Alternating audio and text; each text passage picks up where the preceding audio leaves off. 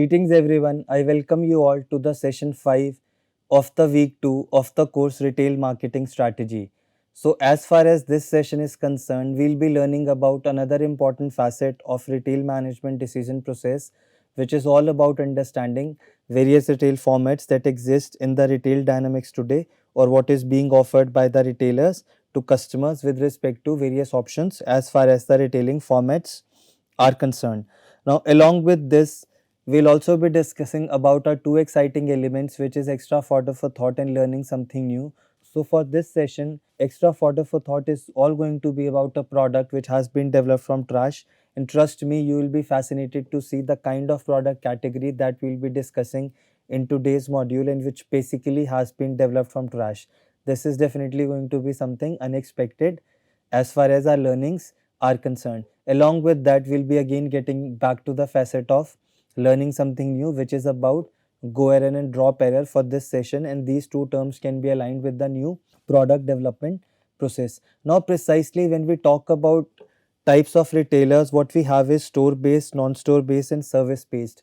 Now whenever you are talking about store based retailers, what we are precisely talking is the retailers that have a physical existence, or are also called as brick and mortar retailers, or maybe in other ways you can say retailers that have a physical setup. Now this again can be further bifurcated into various facets like ownership based, in which you have independent retailers, franchisees, chain stores, cooperative stores, and merchandise based, in which we precisely discuss convenience stores, supermarkets, hypermarkets, specialty stores, departmental stores, factory outlets, and finally catalogs.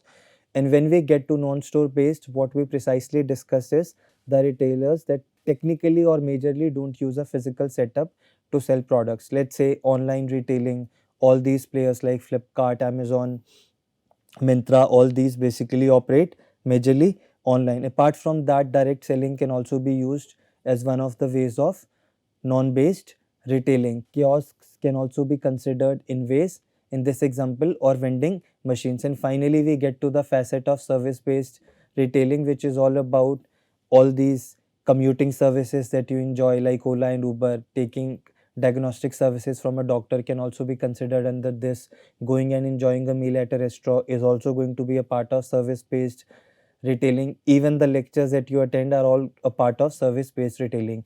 But what is more exciting and fascinating is understanding the difference between products and services, and then see how retailing experiences can be evaluated as far as the distinction between products and services is concerned. Now, when we further get into the classification, this can be looked at from the perspective of ownership, variety, and assortment of the merchandise offered. We precisely see the scale which a retailer offers to the customers in terms of products and services that they offer, and even in terms of the size of the store in view of the square foot. Then existence and or non-existence of a physical setup, and type of merchandise which is being sold, which is a product or service, which eventually gets again to the facet of service based retailing or product based retailing, right? But see, in order to understand this into much deeper way, what you need to understand are two key terms. One is variety and the other one is assortment. Now whenever we are talking about variety, what we say is number of merchandise categories that are being offered by the retailer. This is also called as breadth. In simple terms, you can also say the product lines which a retailer offers to the customers. Let's say the various examples of different product lines could be groceries, electronic gadgets, and stationery. Let's say even if a retailer is also offering apparel, this is also going to be again one of the product lines which has been added. So groceries, electronic gadgets, and stationery are all different product lines that are being offered by a retailer. But when you get to assortment, what we see is number of different items offered in a merchandise. Now let's consider this example. Whenever you are looking at the perspective of, let's say, category, you might have apparels. Then in apparels you might have women wear. Now when you get to the facet of understanding whether a retailer is offering only party wear, casual wear, and ethnic wear as well, all these are going to be facets of assortment. And assortment is going to be more deeper when there are more stock keeping units that are being offered by the retailer to the customers. Now there are 5 ways in which you can basically understand assortment, which is wide, deep, scrambled, localized, and mass market. So whenever you are talking about a wide assortment, what you are trying to say is that a retailer is only offering a different product line or categories, but with lesser depth in each category.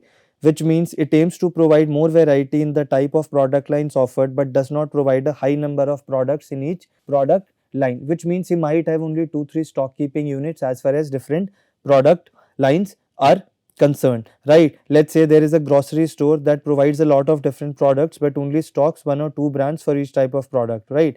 Because these retail stores precisely are employing a wide assortment strategy. But when you get to the next facet, which is about deep assortment, in these cases the strategy of the retailer is to provide a large number of options within a particular product category. Now, this is precisely used by specialty stores that focus on offering one or a few products to utilize a deep assortment strategy. Let's say if you visit a supplement store, you might only see 1 or 2 product categories, but what you are going to see is a much deeper assortment of products because you will have a large number of stock keeping options that will be available in a particular product category. Now, when we get to scrambled assortment, I think we have already discussed about it. When a retailer starts offering products which are beyond their focus, let's say a grocery store offering medicines or having a certain section which is basically offering pharma products, or a grocery store keeping a certain line of, let's say, apparel. Now these examples are going to be of scrambled merchandising. But whenever we are talking about localized assortment, what we are trying to say is that a retailer is only going to keep a product mix which is much more aligned with the geographical requirements, or which is much more aligned with the requirements of the local people. Let's say even if you talk about a brand like Zara, they'll not be selling same clothing inventory in Mumbai as far as the clothing inventory which they might keep in New York. So this can be considered as an example of localized assortment. Now the last type of assortment strategy which we are going to consider is definitely mass market. Now in mass market assortment strategy, the retailer tries to keep a very large assortment of products because their whole ideology is about having a large consumer base. So they try and keep a lot of products which actually appeal to mass market. So examples of this can be Walmart and Amazon. Now if you go back and check into the Amazon website, you will be able to see a lot of products that they are offering. Now that can be related to stationery, packaged food items, that can also be related to, let's say, bags or fashion accessories, that can also be related to clothing or apparel wear, that can also be related to other product categories like, let's say, shoes, perfumes. So which means there is everything for everyone. Now this can be definitely considered as an example of mass marketing strategy. So I hope you got the perspective when we look at the facets of assortment as well as product categories that are basically offered by retailers. Now eventually we'll be getting into the more depth of the store based retailing. Now we'll start discussing the various facets of store based retailing. As I just said, store based retailing is all about those retailers who precisely operate through a physical setup or have a physical existence. Now this can be further divided into ownership based retailers and merchandise based. Now in ownership based, what we precisely look at is independent retailers, franchisees, chain stores and cooperative stores. And when we talk about merchandise based, what we precisely look at is convenience stores, supermarkets, hypermarkets, specialty stores, departmental stores, factory outlets and catalogs. Now, with respect to ownership based, whenever we are talking about independent retailers, these retailers basically run the store autonomously, which means they take all the important decisions and the store is completely controlled by them. Now, family members can help, but the policies are actually again determined by the sole owner of the store, and sometimes these stores are passed on from one generation to another. Like many times you will see the grocery stores that you see in residential areas, you at one point see that the father would be taking care of that store, that after some time you will see the son will also start taking care of the same store. Basically the kirana stores that we have, which are also called as mom and pop grocery stores. Now the next set of ownership based stores is about corporate chain stores. Now these are multiple outlets which operate under sole or common ownership, which means all the chain stores are operated under the common ownership, which means are owned by the same individual or the entity itself. Now these could be spread over different cities but definitely have a centralized decision making processes.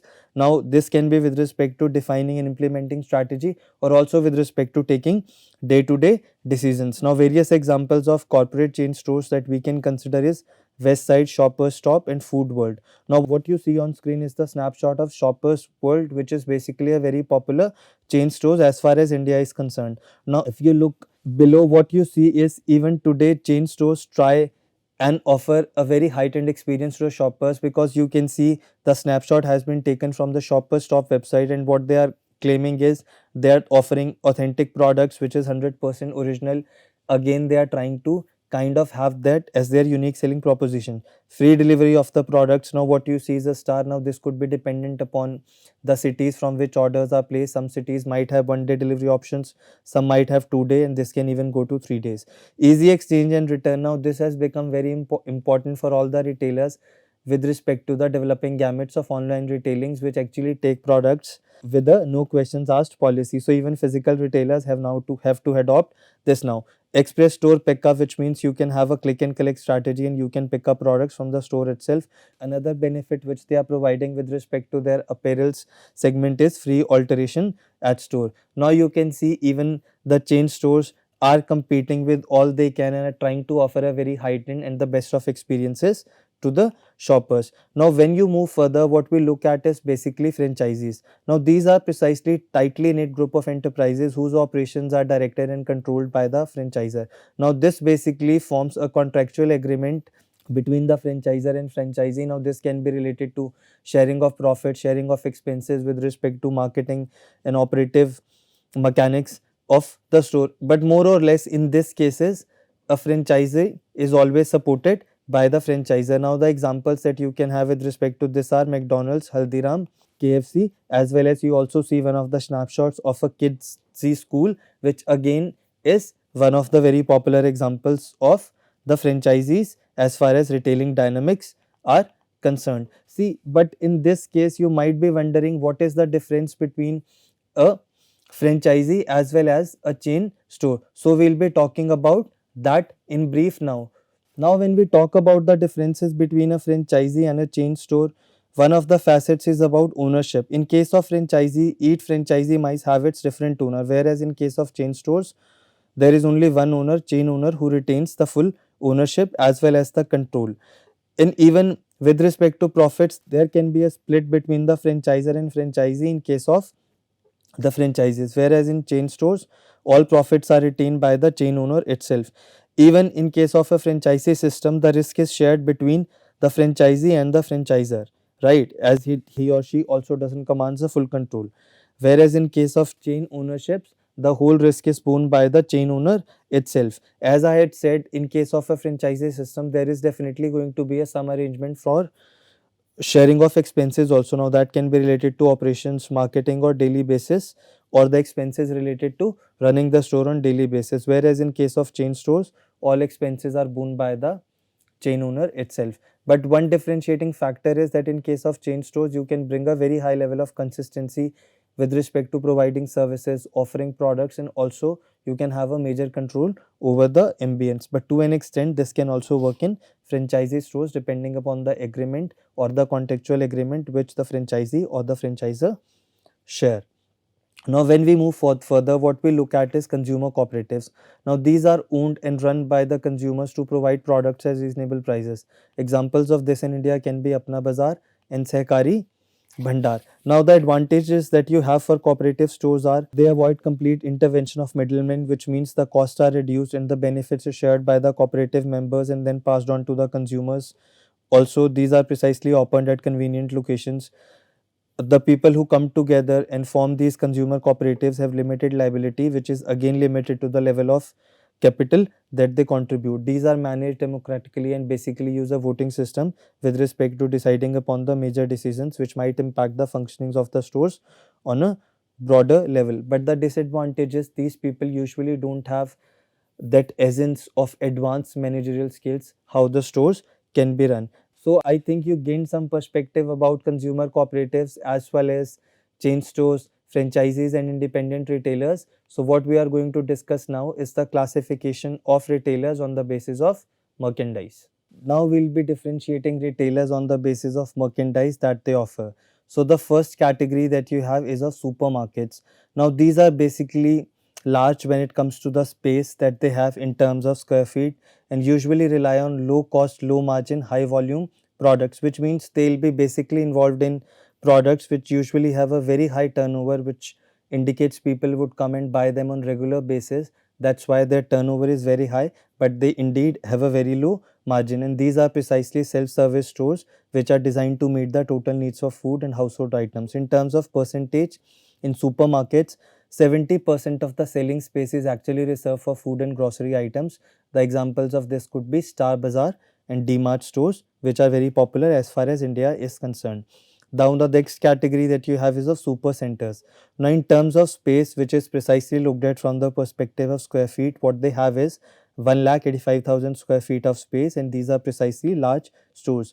These basically work on the idea of combining a supermarket with a discount store, and they offer a very huge assortment of groceries to customers along with the general merchandise that is usually bought by people. The examples of this could be Walmart and supermarket. Now, the next category which we discuss is of hypermarkets, which basically have the space of 1 lakh to 3 lakh square feet and combines food and general merchandise. The ratio is 60 to 70% of is food or groceries, and 30 or 40% gets to general merchandise. These usually carry less stock keeping units as far as super centers are concerned, and examples of this could be Big Bazaar, Vishal Mega Mart and Reliance Retail as far as India is concerned. Now, the next thing which we are going to discuss is of convenience stores. These basically are located in residential areas, are usually small and offer a limited line of products to customers, and these again rely on high turnover convenience products which usually have very low profit margins. Now, examples of this could be more Reliance Fresh 24 by 7 stores.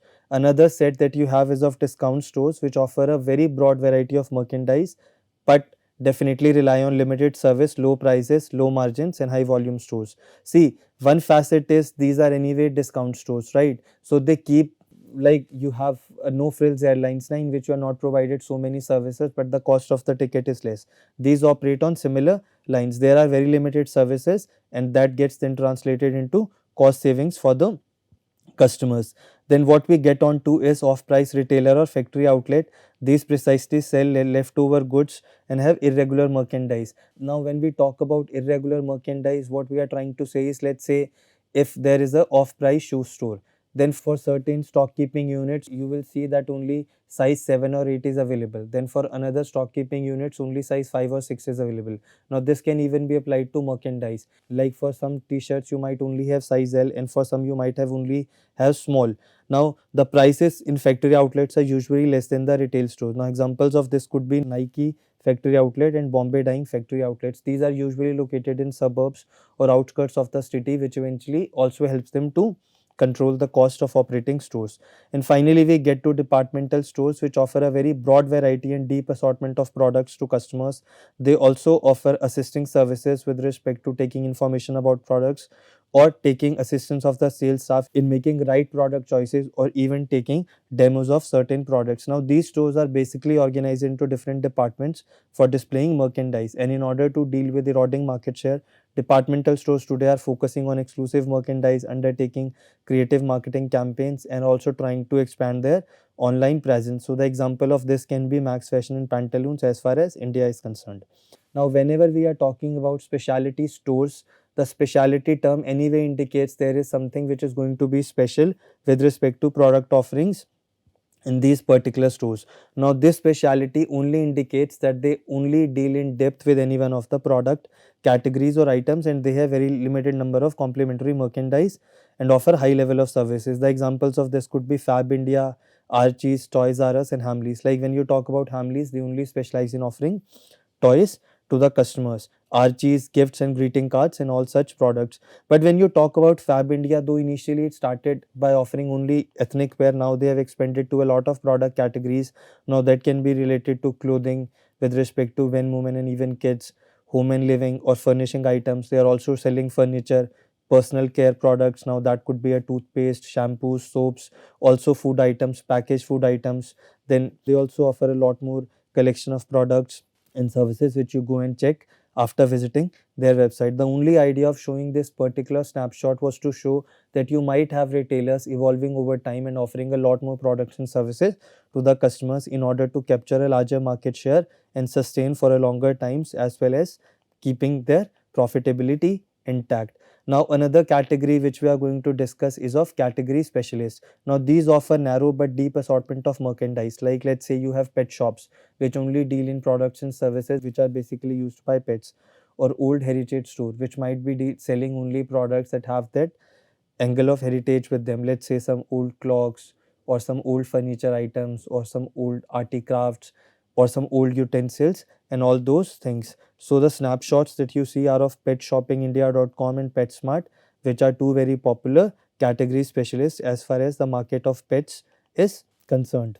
Right. Now, finally, what we look at is catalog showrooms. These basically offer a broad selection of high markup, fast moving goods, but these are only sold through a catalog and can be offered on a discount. Now, what we mean by catalog, that basically a document is provided to you which enlists all the products that a retailer wants to sell along with pricing information. You can see and select the products from there itself. If you need more information, then assistance is definitely provided to the customers. Now, that can be through an helpline, or that can also be through a physical store which might exist, but there you'll be able to see the products. The orders can only be placed through catalog. But as far as catalog shopping is concerned, this is also getting very fascinating by the use of 3D catalogs. So considering the facet of 3D catalog, there is one company which has executed this in fantastic ways, and that is definitely Lego.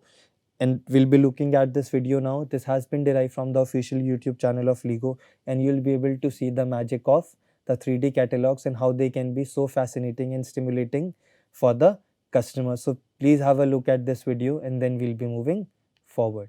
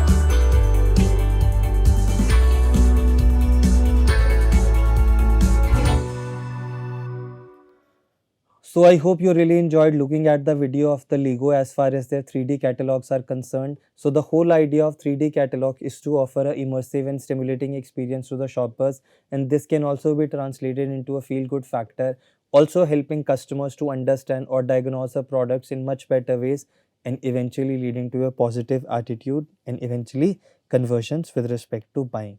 Now the next facet which we are going to discuss is about non-store based retailing, in which what we look at is direct selling. Now direct selling basically is about face-to-face selling, in which we basically look at personal selling mechanics, and we'll be talking about this in detail and a lot more as we'll move in the further weeks of the course. This can also take account of the network selling, where the network marketing is followed by companies like Amway, in which you have a representative who will then selling it to certain set of customers, and then they'll be selling it further to another set of customers in their circle, or by organizing meetups like kitty parties or get-togethers where the products are pitched to different prospects. Now the next segment that you have in non-store based retailing is direct marketing, which is all about using telemarketing and internet marketing. See, whenever we are talking about direct marketing, what we are trying to say is there is no middleman in between. That's where the essence of telemarketing and internet marketing lies.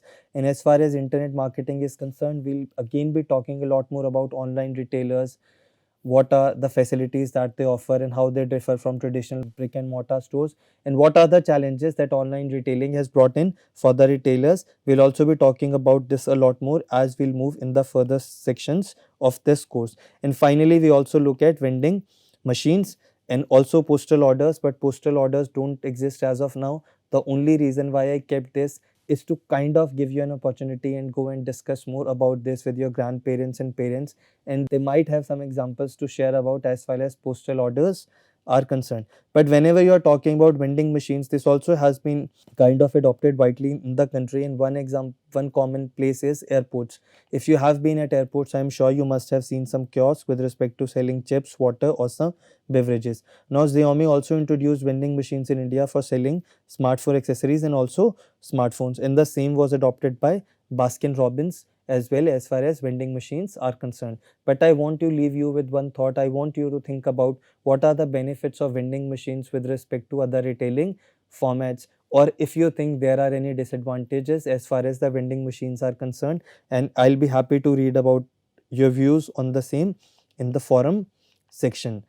Now, the last segment of this module is definitely about service-based retailing, in which we precisely look at retailing services like banking, airlines, movie theaters, theme parks, car rentals, credit card services, diagnostic services or healthcare services, and a lot more. But as far as the services are concerned, the emphasis is always going to be on intangible, which means you can't touch and feel the services. That's why their evaluation becomes much more difficult. And if you remember, in one of the initial sessions, we had discussed in brief about physical evidence, processes and people, and how they become much more important with respect to the facet of services.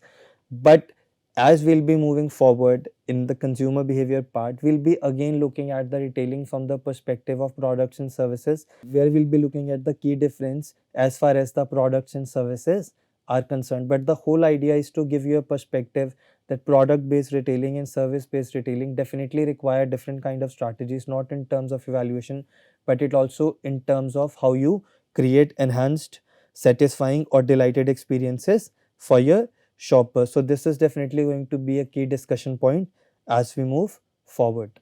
Now we are again back with the thrilling elements of our course, which is extra fodder for thought. And I have just said in the beginning, this is all going to be about I am trash, which is one of the most popular sayings, and that was made from unwanted products or trash. So we'll be looking at this video, and this has been taken from the official YouTube channel of the Ogilvy Paris. So we'll be first looking at this video, and I'm sure this is definitely going to blow your mind with respect to this particular product, which means a perfume being developed from trash. So please have a look at this video.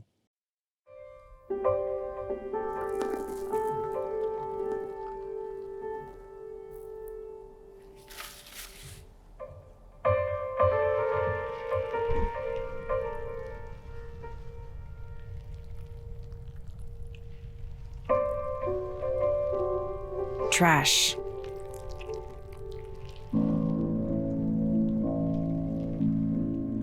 But never waste.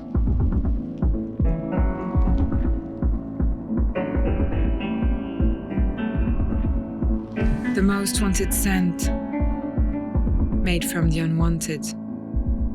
Les fleurs du déchet et tes livres d'orange.